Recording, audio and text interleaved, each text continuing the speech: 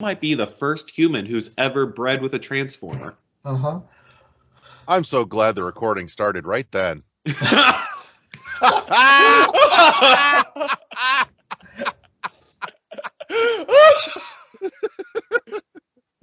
Well played. And we're back with a fresh episode of World 1-1 Podcast. I am, as always, your host, Roll to the Wall. Joining me are my compatriots, Michael Brownpants and Wes Evans. The man, the myth, but not a legend yet. No, but one day you might make viral. Oh, I don't want to be sick, though. Is that a hospital joke? It works on many levels, much like elevators.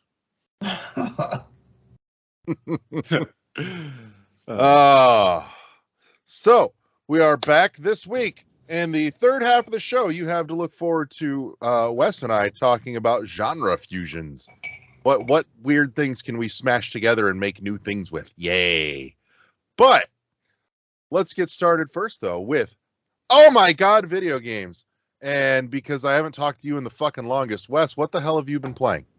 I have been having 2 games on my rotation lately. One, because the new Like a Dragon games are coming out very, very soon. I am trying to finally finish Yakuza 0.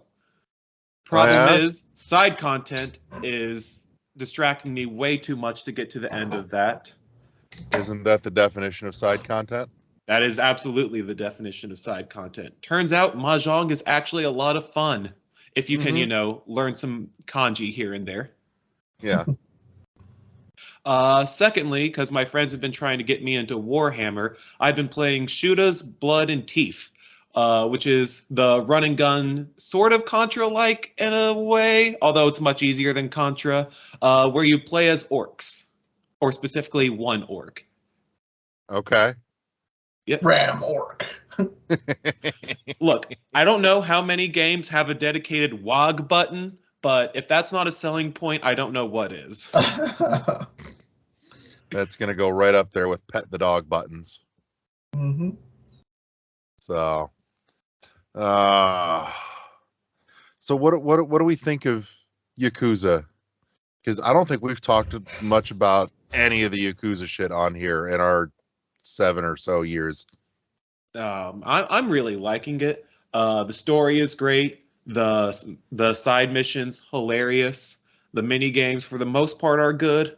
Learning shogi is still hard. Shogi is basically chess but Japanese.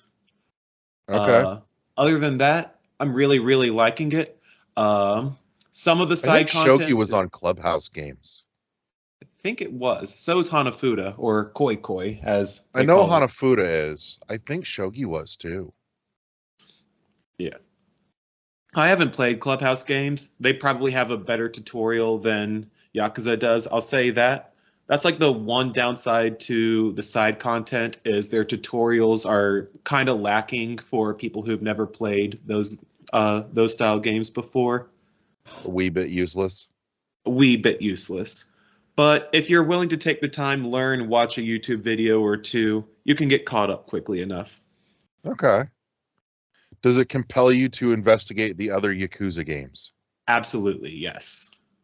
That's high praise. That's a lot. Because don't they kind of play like the Grand Theft Auto type games? The kind of open world and. So it is a very common misconception that it's just GTA, but in Japan. It is an open world game. You are right about that. But one, you cannot drive any cars. I actually once tried, very first time I picked up Zero, I tried to go out in the street and see if I could take someone's car, and they wouldn't let you do that. The world is also a lot smaller, but a lot denser. So there's about the same amount of stuff to do as your average open world game, but you don't have to go nearly as far to do it. So they don't just pad out the length by making you walk far distances. In terms of the world, it sounds like your apt comparison would be that Yakuza is to Majora's Mask what Yakuza is to GTA what Majora's Mask is to Ocarina. I'd say that's probably a decent comparison. Also, unlike GTA, you can't just attack random civilians. I mean, every now and then there'll be someone who notices you and is like, "Hey, I'm gonna attack you," but you're never the one who initiates the fights. Okay. Hmm. Anything else that's been spinning in your disk tray or burning up in your cartridge slot? I don't know if you can count it because I'm gonna start playing it right after we finish recording, but I'm gonna finally get to Turnip Boy Commits Tax Evasion before it gets taken off Game Pass. Ooh. I've heard very good things, and I want to check that out. Yeah. So I haven't played it yet, so that's not much of I can give you there. But it's next. Yep, it is next. So, Michael, what have you been playing? I am at the very end of Blasphemous 2.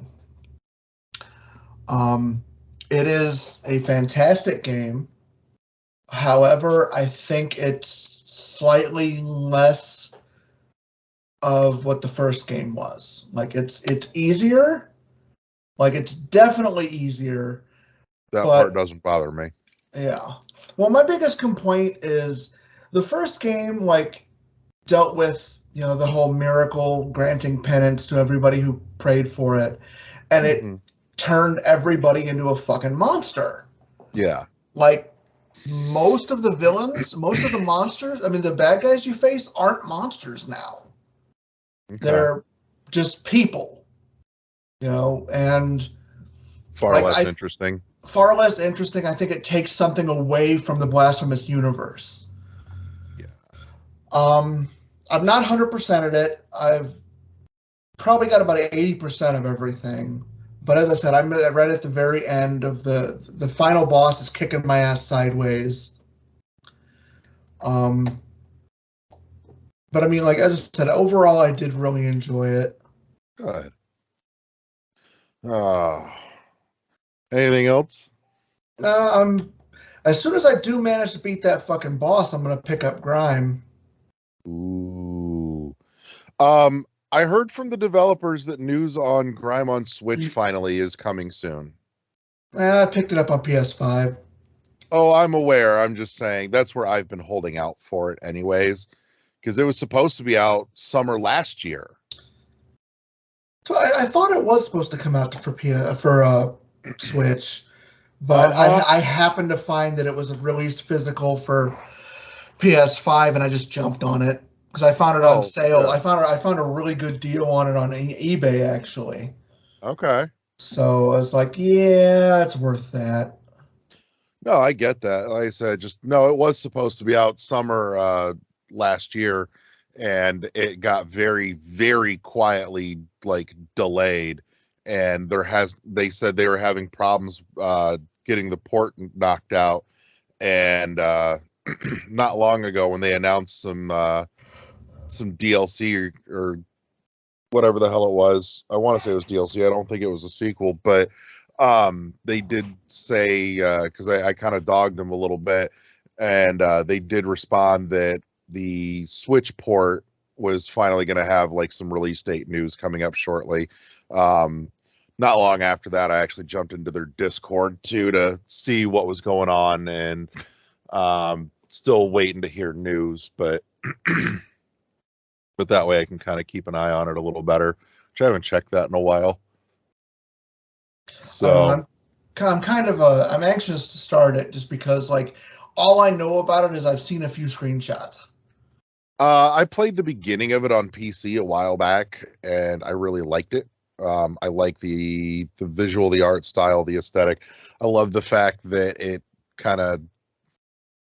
almost feels like it riffs on Dead Cell's headless guy, and taking that one step further and making your head a fucking black hole that you use as a combat mechanic. Okay. I was actually just going to ask if that actually fell into it in any way. Oh, absolutely. It's used for fucking absorbing attacks that get thrown at you, but you have to fucking time it out right in order to do so. So it's got the whole parry thing built into his black hole head. Okay. So, but anything else good over there? No, I'm just patiently waiting for the new Spider-Man, the new Tekken. Mm-hmm. I'll say this. I got Grind for free on Epic Games not too long ago. I can't remember when it went free on there. You've Yeah. just sold me on finally getting to it. Yeah, no, like I said, I've been chomping at the bit. I just know that my PC is old enough to not run it well, so I'm like, fuck it, I'm just gonna wait for the Switch port, and then it got delayed, and now I've just been twiddling my thumbs. At least as far as that's concerned. Yeah. So, yeah, if you've got the PC to play it, go fucking play it. I really liked what I did play. I just wish it had played better for me, but I know that's a me problem hardware-wise and not the game. So, but I will say I was also really surprised when it did come out on PC and everything else that it didn't get talked about more, because it looked like it had all the right pieces to make a bigger splash in that community than it seems to have. So I'm hoping that the last hurrah Switch port will give it that bump, because that seems to always work well for those. So, suppose that leaves me then. So as for what I've been playing, I've cracked open some Vampire Survivors again. Just a couple of runs. I managed to actually put it down in a reasonable time frame this time instead of getting sucked all the way back in. I know. It happened because there was some recent Vampire Survivors news that caught my eye, namely the forthcoming edition of online co-op was the big thing that I'm looking forward to, and then added bonus, they're talking new DLC stage as well. So I'm like, okay, let's go revisit this. I need to go back in. Go ahead. What kind of game is this? I've not heard of it. Okay. So this Vampire Survivors got two big hurrahs. And I was actually just watching something on it earlier today. Somebody had an interview with the developer, but the developer is like notoriously camera shy. Like, he didn't even show up to the BAFTAs to receive his award for Vampire Survivors. So if that fucking tells you anything. But I'll stick a link to it in the show notes, because you should watch it. You especially, Michael, you'll love this. But they had an interview with the guy over voice chat, but no camera, and so they actually edited the whole interview so that with his voice they have an adorable fucking vampire puppet. Okay, that's fantastic. Oh, I need to see that. And it's even better than it sounds like. I swear, it's not just a puppet going.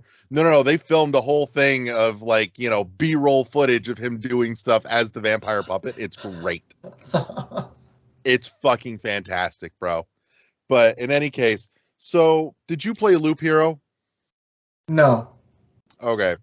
So I was thinking about it, and I'm like, Vampire Survivors is kind of the inverse of Loop Hero, because Loop Hero, you control everything except your character's movement, essentially. Vampire Survivors, the only thing you really control is your character's movement. All the attacks happen like automatically on a just cycling timer. And you just run around and kill the hordes and waves of enemies that are on screen and collect the gems for your experience points so that you can build up your stats, get more weapons and accoutrements that affect stats and things. But those, when you get the right combination of like weapon accoutrement or weapon, they either like combine or evolve into like big fucking god tier weapons. And it's just this dumb scratch the animal brain, look at big numbers go up fun thing. But there's a shit ton of depth to it. Like, there's a fuck ton of stuff to unlock in terms of like characters, weapons, abilities, permanent stat boosts, all kinds of fucking shit. And there's a whole like process to figure out and go through in order to actually like beat death. Because the timer on most stages ends at 30 minutes and death shows up and nearly instantly kills you, except there is a way that if you figure it out, and it's very roundabout, and you kind of have to like poke at things and honestly start looking up walkthrough stuff to figure out the right combination of things if you don't want to just flail blindly in order to actually like kill death. And in case So- you're not sold yet, the game is $5 at full price. Yeah, Oh, it's $5, dude. Get it, play it. This is a great I am too tired to think game, but I need to play something. okay. I'll check it So out. Something You- that's you should. a fun fact about the guy who made it. Before he made Vampire Survivors, he used to program games for gambling websites, but Mhm. eventually decided, I'm kind of tired of ripping people off for their money. I'm just gonna make a game that gives you the exact same dopamine release, but instead of wasting all your money, you just pay $5 for it once. apparently part of Good on that is him. actually not entirely accurate. He took the gambling software job because it was in programming. And apparently somewhere at that same company, he then got promoted up to like middle management, which took him out of actually doing programming work. And he was really unhappy about it. And so when the opportunity came up, he jumped ship to work on this. And when it came out, it didn't do much in terms of sales or notoriety. And then somewhere along the line, somebody streamed a snippet of it, and it got real big real quick to the point where he ended up actually like going back and basically rescuing a fellow coworker from the slot machine software game company, and he came to work with this dude to help on like bug fixes and stuff. But yeah, the whole thing's in like the interview mini doc thing. So like I said, it'll be linked in the show notes. So, but yeah, the Vampire Survivors. Yeah. That I need to go back to Death Stranding, but I have been putzing a little more with the remaster of Shadow of the Colossus on PS4, which is fucking gorgeous. I think I'm about halfway through at this point, if I remember correctly. I'm on like 7 or 8, so it's halfway-ish. And God, it's so pretty. Part of me though still kind of thinks that in a weird way the PlayStation 2 version looks better. No, not better. But the more vague, less detailed aesthetic that the PlayStation 2 hardware forced on the visuals and the art style feels like it fits better. I think I can see that because the world is supposed to be empty in that game. That was an artistic choice. That wasn't just, we don't want you to do anything except kill these creatures and pad out the length. No, there is a reason why the world looks as dead as it is. Yeah. So, and like I said, just that vague lack of definition suited that art style in a way that I think the remaster misses. It's almost my same complaint with either of the remakes of Metroid 2 compared to the original. Like, yeah, we did more with it, we prettied it up, but in a way you messed with the aesthetic and the tone of the game in doing so. But there's a weird critique for you. Graphics are too nice. Turn it down. So that's a fucking topic we should do one of these days. Holy shit. But yeah, but that's fucking super awesome. And I really do appreciate you letting me borrow that so I could dig into stuff. Absolutely. As I said, since I bought the PS5, it's just collecting dust. Although I do have to have my PS3 repaired. Oh. Yeah, apparently the capacitors are shot. It'll turn on for about 2 seconds and then shut itself off and blink. Ooh. Apparently it's a common problem with it's a 15-year-old system. Yeah, it's a 15-year-old system at this point. Yeah. So. Huh. I didn't know that was a thing for those. Interesting. Yep. Good to know. But, well, I think that roughly covers what I've been playing. I've been playing a little Stanley Parable as well. And Stanley Parable is fucking hilarious. Michael, this almost goes back to something you and I talked about as far as like first-person games I think you could do. What do you mean? I know you have issues with first-person games. This is one where there's functionally no action. It's all story, and it's all decision making, but there's no combat, no nothing. It's all up here, and it's very much you against the narrator. And even though your character doesn't talk, you can still argue with him and make his life fucking difficult. Okay, this actually sounds fantastic. Yeah, no, it's really great. It really is. Like the more you argue and fight against the narrator, the more progress you make. I have actually been trying to avoid a lot of. I know it's a great game, and I believe everyone when they say it's great. And because the story is such a big part of it, I've been avoiding most playthroughs. I think I saw like Markiplier play about 20 minutes of it just to scratch the itch in my brain of I want to see something of it, but I made sure to stop it before he finished. Right. Well, and there's several endings, and the add-on DLC content, or not DLC, but like the add-on super ultra deluxe content has some real interesting fourth wall break too, because this whole game is just one giant walking fourth wall break. So you'll Michael, you would love it. You should. And I know it's first person. I know that's a problem spot for you, but I would recommend giving it a shake. So, but yeah, that's on there. I thought immediately of Chris at one point, because the first time you like aim the camera down at the floor, the narrator makes a comment that something to the effect of, and Stanley freaked out for a moment that he couldn't see his own feet. So, because that's always the thing for Chris and Tom on 1H1D is when they're playing first person games. Can I see my feet? There was a category on Game Pass specifically about first-person games where you could look down and see your character's feet. Nice. Oh shit, that makes me very happy inside. So, all right. Well, before we hit the middle part and then go to the third half of the show, take a minute, talk about our awesome fucking sponsor real quick, Imaginary Authors. If you're listening to this, I have no doubt that you are a gamer, and at some point you have bumped against the sweaty, smelly, live in mom's basement gamer trope. But guess what? We're not that.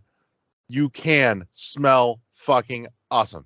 Go check them out. They have sample vials for a couple of bucks a piece. So if there's something that sounds like it's going to be your jam, you don't have to drop $100 on a bottle. Like $6, check it out and make sure it's your thing. Hell, they send freebie extras for you to check out, and like pretty much every fucking order. They're like, hey, you liked this? Here's another one that we make. Try this too. You might like this. They're really fucking cool about that shit. My go-to, and I swear everybody is like, you smell really good. City on Fire, fantastic. But fragrances for everyone, unisex, guys, gals, and non-binary pals, you should all go fucking check out Imaginary Authors. Link to their stuff down below in the show notes. Don't pass on it. I got mine, and I swear to God, the wife could not keep her hands on me. She curled up with me in bed at night, and she's like, "That's no fair." Why? Because it's bedtime and you smell good, and I want to do stuff. So that's as much of a ringing endorsement as I can give any cologne, perfume, scent, anything.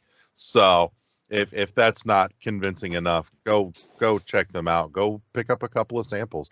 But that said, coming up here, third half of the show, me and Wes, Genre Fusions, be here.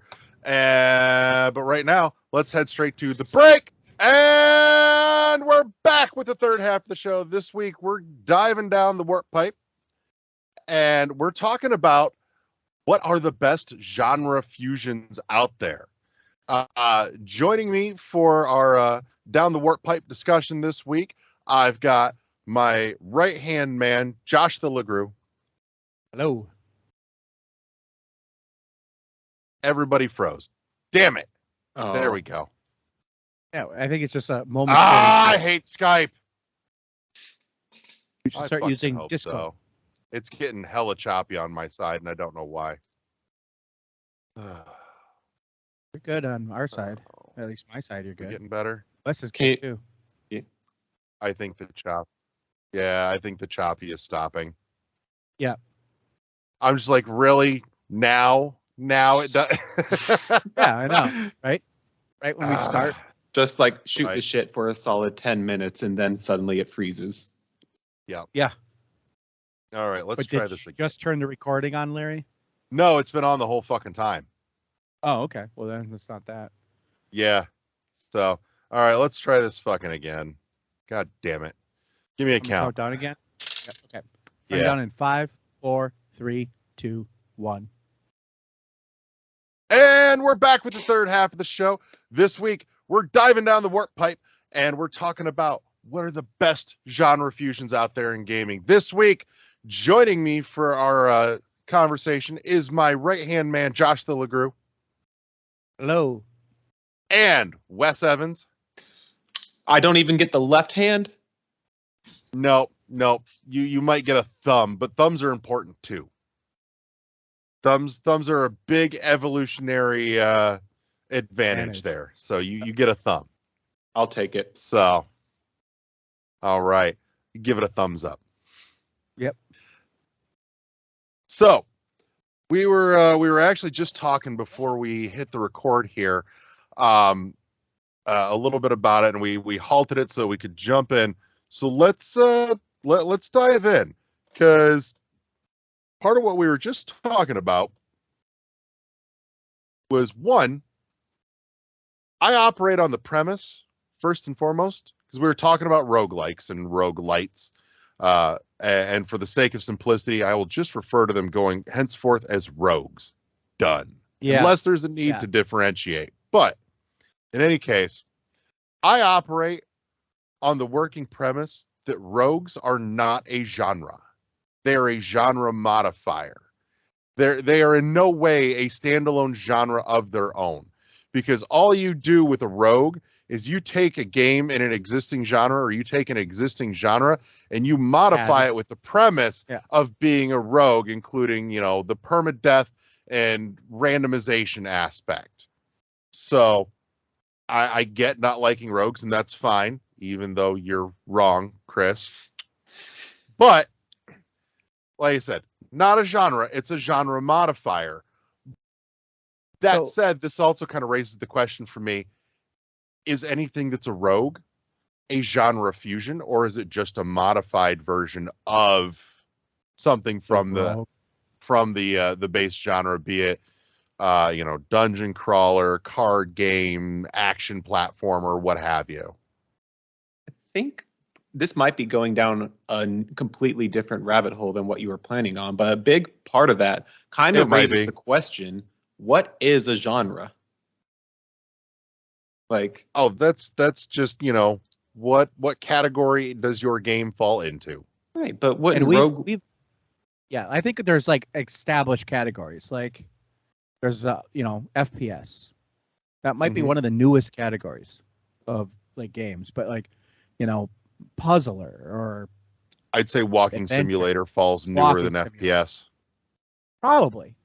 Yeah. Because without FPS, you wouldn't have walking simulator, but that becomes a question of evolution. Yeah. But that's the question, really. Like, is a walking simulator just an FPS without shooting? It's not. There's different things about it. No. Right? Yeah. And so that is a new genre. That's so some people would say, oh, you're making a genre fusion. You're fusing that with an adventure game, which maybe, but you're not. It's actually become its own thing. Just like Metroidvania kind of is almost its own thing. I wish we could come up with a better term than Metroidvania. I know we've talked about this before, but I think it's a terrible term because it requires you to know two other types of games to understand No, what we're talking it about. requires you to know 2 games, not 2 types, Yeah. 2 games. Well, right. But or a game similar to one of those, so you kind of know what we're talking about. You know? Yeah. No, I think, and it's been a long while, but we have talked about it. I'll throw this refresher out there real quick, is that to wrap your head around a Metroidvania and what makes it a Metroidvania, you need to know 2 games. You need to know Metroid and you need to know Castlevania, or later Castlevania. So for all intents and purposes, the easiest to default to is Super Metroid and Symphony of the Night. And a Metroidvania is functionally comprised of a Venn diagram of those 2 games, and what is in the overlap section of that Venn diagram is what defines a Metroidvania. Now, that said, as a quick refresher from stuff from a while back, there is also the Microvania, which is close to a Metroidvania, and we've seen a lot of those pop up over the last 5, 6, 7 years, though I'm not aware of anybody who's coined the term and the premise before myself, but if somebody else did, props to you, but in the meantime, I'm claiming it. Mine. But that said, Microvania is any game that has all those components in that overlap section of the Venn diagram minus 1 or 2. Like, it's almost there, but it's missing something that is essential to that formula that defines it as a Metroidvania. Examples would be like Kunai. And to really define, and I agree with you on that, but to really define that, we would have to define like the 5 things that make a Metroidvania, which nobody really has done, right? Like, they just said, oh, this is a Metroidvania because it's the easiest thing for them to say. Even though, like they said, Kunai was a Metroidvania style game. I believe it's in the description, isn't it? It is. Large interconnected world map, backtracking pushed by lock and key system that will drag you across said world map. Typically, well, you can't even say always now because we've gotten into first and third person over the shoulder, but I was going to say typically 2D side scroll, but that's not even inherently required anymore. So I say platforming's not even required that much anymore. Because there was what was that one game called? I'm trying to remember. It was about robots where they had this dust that if they didn't get it in time, they would go crazy and die. I don't think I know this one, but now I want to know. I mean, platforming was like a small part of it, but I wouldn't call it a platformer. I'm about to use the power of the internet real fast. Hold on. I think functionally, those are your 2 big things that define a Metroidvania. Yeah. Those are really your 2 big pieces. So, like, Kunai's a good example, though, because it doesn't have permadeath. So it's not like a rogue, but it does do like it's like has mild action platformer stuff, and it does do like, especially during the boss battles, there's a lot of action platformy stuff going on there. And then it is a Metroidvania for sure, or at least a backtrack for sure. So that's got that Metroidvania. It's kind of shoots a little bit, but it's not really. But Cave Story, I would say, is a Microvania too. Yeah. It's almost there, but it's not quite. It's missing the complete interconnected world. And I think, too, another thing would be the ability to free roam explore yourself without the game explicitly saying, go here next. It has an element of figured out. Sure. Because that exploration is a major component of what drives that gameplay loop. So, but anyways, so genre fusions, because we've had a lot of this in the last decade where developers are going, we want to take these elements from this genre and smash it together with these elements from that genre and see what we get. And I'm going to toss this out here, and you'll forgive me. I do not remember the name of this game, but it was out a couple of years ago, where the premise was essentially you could pick a couple of genres and smash them together, and the game would auto generate its own little mini version of that genre fusion. Yeah. It was a really neat concept for a little fucking indie game, and the name escapes me, but I saw it on a Nintendo Direct. I know the one you're talking about, yeah, but I never played it. I don't either, and I want to. I need to dig it up and put that on my fucking list. But yeah, so we get more and more now where there's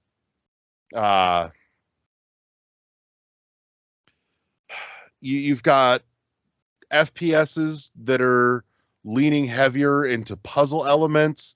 You get the same with hack and slash third person games. God of War is a great example of that, honestly.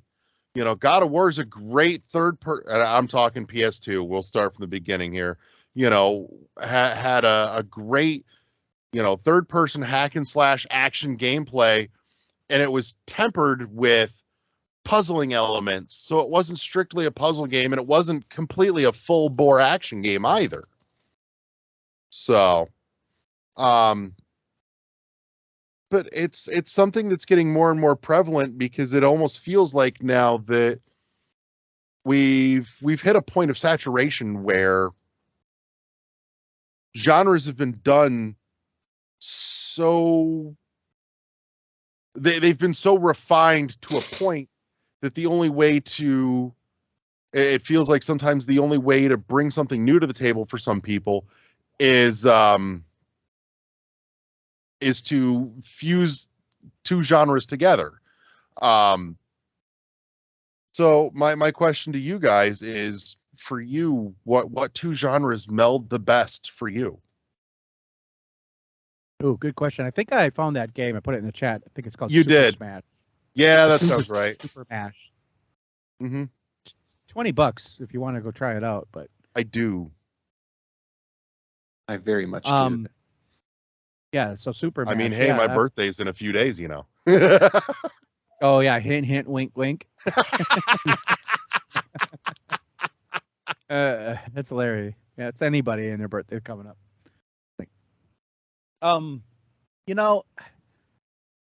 This is an interesting question, because we've seen this where this is how the Metroidvania was born, right? Somebody figured out, like, they put some elements together and people are like, oh, this is just fun.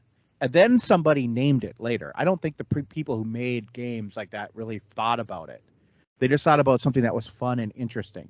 So there's lots of possibilities. I mean, the thing is, will it be fun? That is the whole point. Like, I could mash an FPS with a card game, and it might be fun. And they have certain ones that they're trying to do stuff like that with. Or there's games coming out that are just like totally off the wall bonkers, and you're like, is that going to be fun? And it looks fun. And I think that's really, it comes down to a lot of subjectiveness. But if most people think it's fun, then people kind of push it forward. Off the top of my head, I'm not really a game developer, so I don't really come up with these ideas, right? But if I was making a game, I would try to make more of, for me, I would probably try to start melding more of like an RPG type elements, light RPG elements with, I really like games that are kind of melded like that with shooters, and kind of like into, like, you have more abilities than just shooting your weapon. Like, you might have some passive abilities as well. I think that game that really did some of that well, but you didn't really assign points or anything, was the new Wolfenstein. Like, Wolfenstein 2 did that, where you had different abilities you could choose from at certain points, and it would alter the way you'd play the game. And that kind of thing might be more in the realm, but like maybe literally kind of mixing that more RPG elements in would be fun. Almost like the way Fallout you can play Fallout if you want, but that's a strict RPG. But that kind of thing for me. Borderlands I did love that well. Yeah, Borderlands did that well, where it was an RPG shooter, really, is what it was, a looter shooter, because it was all loot driven. I don't know if it has to be loot driven or not. I just don't know if you could do it successfully without that. I think you could. It would be simpler, and I think that would draw in a lot more people to try it. But that's just me. So I don't know what you call it. Right. Real quick before I toss it over to you, Wes. it just popped in my head, and I don't know if it is, but I think it's probably one of the earliest examples of a genre fusion, all the way back to 16-bit, ActRaiser. Oh yeah, for sure. You know what the best part about ActRaiser is? That once you try to play ActRaiser, you can go play all the other games that are way better than ActRaiser. Oh, you can, but it did it well, and it was a lot of fun. Yeah. And given the day and age, that was extremely novel for the time. It was. And when you're running 16 bits of horsepower, trying to cram functionally two different engines into one game, that takes some fucking balls. Yeah, I mean, I give it a lot of credit for doing things that never had really even been tried. It just didn't. For me, when I played it back in the day, I mean, I haven't played it in years. It'd probably be like a whole different experience now. But I mean, they've got the HD update out on Switch now for ActRaiser. I saw that actually. I was thinking of getting it, but I just thought, I'm not going to do it yet. But I'm going to try. I'm going to go back to that at some point. Yeah. So Wes, for you, what's peak genre fusion for you, my man? So, I'd probably, if I had to pick a genre that I'm starting to see more emergence of, that I'm glad is getting more fusions. So I guess I'm a little late to the party, because saying I want more of this when it's almost the new fad amongst indie games probably isn't that surprising. But I'm loving to see the increase of card game mechanics in a lot of games that are coming out. I remember picking up Slay the Spire and loving it. It's amazing. You know, dungeon crawler with a roguelike deck builder. And it gave me a bit of an idea, actually a game I almost want to design if, I had time and programming skills and artistic skills and all the skills needed to actually make a game. Right. All right. Story-based RPG, all card game. Think of like in the vein of, how so many people say The Witcher 3 is like a card game with an RPG backplot? Mm-hmm. But in reality, the Witcher 3 version of Gwent is actually kind of basic. Yeah.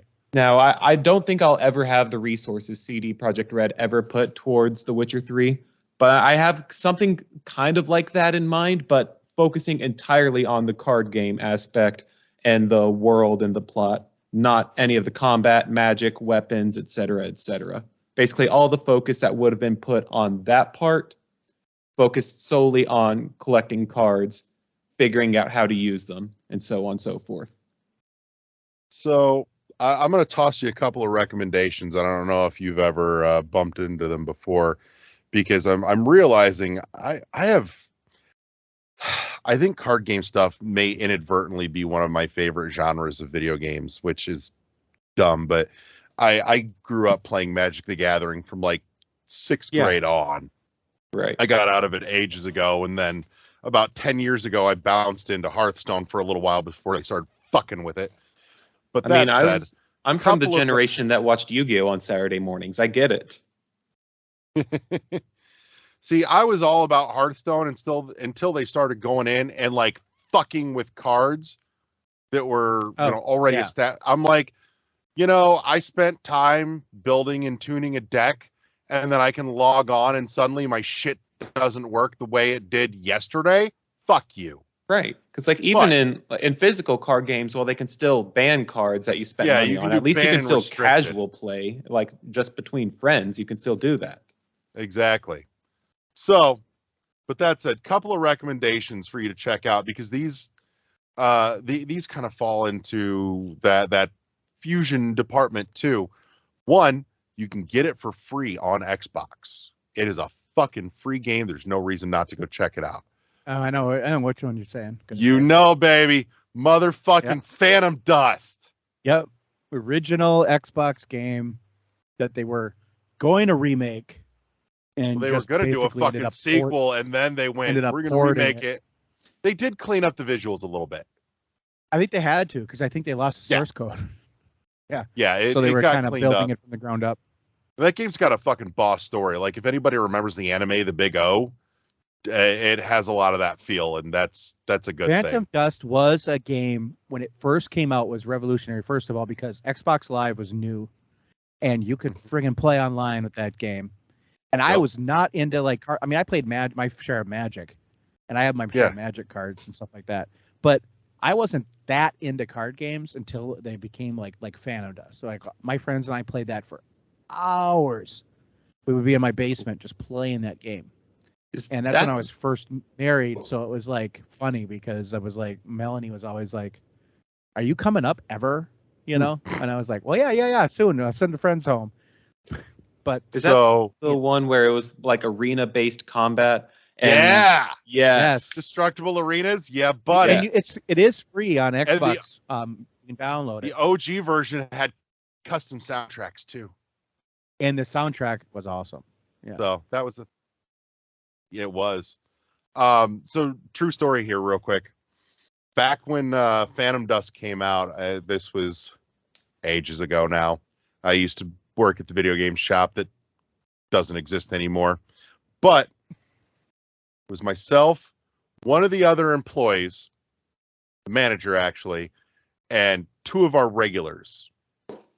They were a couple of younger kids, maybe like 12 or 13. Well, after a while, the manager and one of the kids dropped off, but the other kid and I, we kept fucking playing. We kept fine tuning.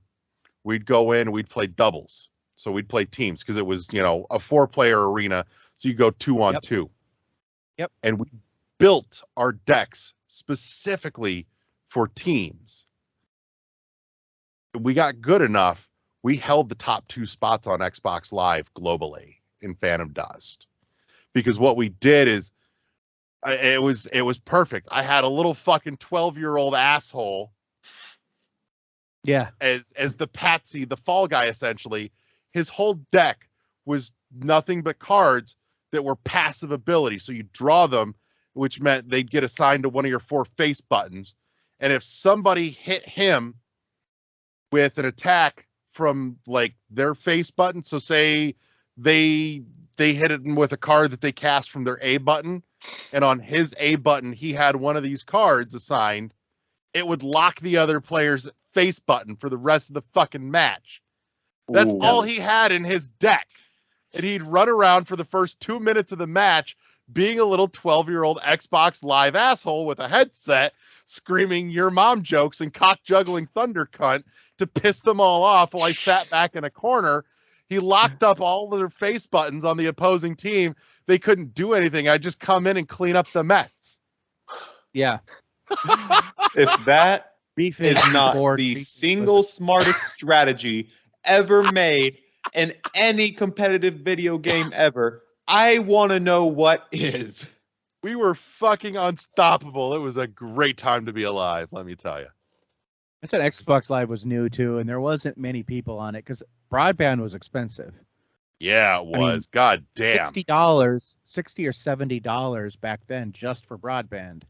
Like now we almost blink an eye at it, but it's gone considerably down in price for what you get. More accurately, the price has stayed, but the US dollar has adjusted. Yeah. Yay, inflation. But anyways, the other one I was going to mention and throw out there for you, Wes, if you want to talk card game fusion shit. I've just been recently, and I've talked about it in chat, I've been playing Neon White. Holy fuck, it's a good time. That's the one where it's like a speedrunner style first-person shooter with cards. I've heard lots of good things Hella about fucking Anna, it's so much fun. I've been enjoying it. Zoe's been digging it even. So, yeah, no, Neon White's a good fucking time. And the card element is honestly kind of light. You could have totally substituted it with actual fucking guns, but whatever. It's almost more of a stylistic thing than anything. But if you want to get technical, it's a card thing. So, but anyways, so yeah, card games you jam. Any other like genre fusions really scratch the right itch for you, man? Let's see.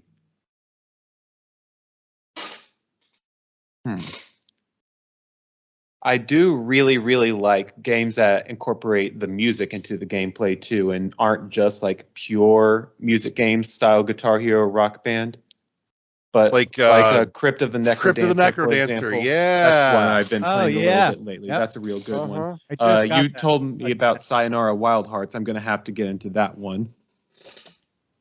And another I one, know. What's it? It's more strictly rhythm based, but it's got more flair to it. But it's Right. still And worth wasn't a. it Amplitude worth a- the game that was like that? What was that? Amplitude, it was that first-person shooter. Amplitude That- was Rail Rider's straight rhythm game. Amplitude was there's- basically What's it Guitar called? Hero with a controller. Oh There's yeah, also, wasn't there though like You thinking Res First maybe? or maybe Bullets Per Minute. maybe? Because Res would kind of fall in that wheelhouse where it was an on-rail rhythm shooter. Yeah. So, if you want to get technical, Meteos and Lumines are both rhythm puzzlers. But you know, Larry, how could you forget Pistol Whip, huh? Yeah, there you go. Pistol Whip's got a couple things going for it. So, but yeah, that so Pistol Whip is a game. If you got a VR headset, you need it. You owe it to yourself to try. uh-huh. Jesus, do you ever? I mean, stretch first. Fuck's sake, Yeah. stretch first. It's a good act. It's a good workout. Motherfucking limber up. But other than that, it's a fucking great time, and it's got a banging soundtrack. Hands down, one of the best things for me personally that came out of that was getting it. And she's only got a handful of songs, but they're all really good. There's an artist on there called Devora that's really good. Did the track Not Dead Yet. Yep. So, and which it's like my absolute fucking favorite to play on that game. Just the gameplay from that stage combined with the music, they're all fucking choice. But Yeah. so I'm gonna throw a real weird one at you here in terms of genre fusions, but I'm gonna give you an example, and I've talked about it a few times over the years, not a ton, but a couple. First person shooter, tactical RPG, or tactics game, like turn-based tactics. Like There's Final a- Fantasy Tactics. Yeah. There's one, what's it called? I've been seeing trailers for it everywhere. It's this new multiplayer game out that's kind of like if chess was a first-person shooter. That sounds a lot like what you're talking about, and that it's turn-based. Everyone gets their turn, but it's active multiplayer, and each character is played by a real person. I've not seen this, but I want to. The one that comes to mind, and this was PS2, original Xbox, GameCube era, and it was out on all three, actually. My God, I played so much of it, because props, it had a multiplayer too, but the story was amazing. Future Tactics: The Uprising. This game was fucking awesome. Like, talk about smashing together two things that should not fucking work, and it does. This game did it. And like, one of the big things that they did that was revolutionary at the time was just in terms of revolutionizing tactics RPGs was they did away with the grid. Gone. So instead, when you were doing you're taking your move phase for your character's turn, all you had was a big circular bound that you could free roam and move anywhere inside. You could climb all the fucking terrain, so long as it was short enough that you could like hop on it. So it almost had 3D platforming elements to it to a degree. Pretty much everything in the arena was fucking destructible. But you take your move phase, usually, end your move phase, start your attack phase. And that's when it switches to first person. Now, here's the thing. Everybody else is standing fucking still because it's turn-based. So how do you make this interesting? They put in an auto drift on the aim that you were trying to correct for. So your reticule, was just fucking roaming, and you're sitting there trying to center it up and then get it to stop just dead center. And then you could, the more dead center you got, the more damage you were doing, because once you got your reticule lined up, you had one crosshair sweeping across one way that you'd stop, the other across the other, right where they lined up. That's where your shot was hitting. And if you got that cross dead center in the reticule, you were getting maximum damage. And if you were dealing out headshots, even more. So now there was a couple of characters that had abilities that weren't first person, but still had that whole element of timing based aiming, where like one guy had a fucking rocket launcher or a grenade launcher basically. And when you used his attack, it would give you a top down view of the map. And it would start with like a fucking, radar ping to figure out how far out his attack was going. And then a radar sweep to, cross that line to nail down where you were going to hit. But the whole thing was fucking brilliant. Like, that is two genres I would have never thought to stick together, but fuck if it doesn't work. And it's great. If you hit your local secondhand shop or even, Amazon or eBay or whatever, you can find a copy for a couple of dollars. It's dirt cheap. You owe it to yourself to try it, to say nothing of the fact it's got a great story. Sounds interesting. It is. Like I said, fabulous story, great storytelling, great writing. The voice acting's not terrible by any means. Honestly, the only thing that it really had going against it was it was like Phantom Dust. It was a budget game, and it looked a budget game. But that said, part of me looks at it and goes, you know what? This aged pretty decently, though, because it leaned more into the low polygonal, flat cell shaded look. Yeah. And it at the time, it looked like a hindrance, but now it's done that game a lot of favors in terms of aging. Sure. So, but that said, I think probably one of the other best genre fusions, and LeGrew, you nailed it, was fucking Pistol Whip. Rhythm based on rails shooter mixed with a little bit of fucking melee. Oh god, it's a good time. And it's VR, so like I said, if you got VR, try it. Any VR headset, I think it's available on all of them. Well, actually, probably there's one not available on Oculus and PS2, or PSVR. PS2 has VR now? Oh yeah, PSVR 2. I was thinking in my head, I think. But yeah, man, they were way ahead of the time. Yeah. I mean, they kind of started there with the old PlayStation Eye. Yeah.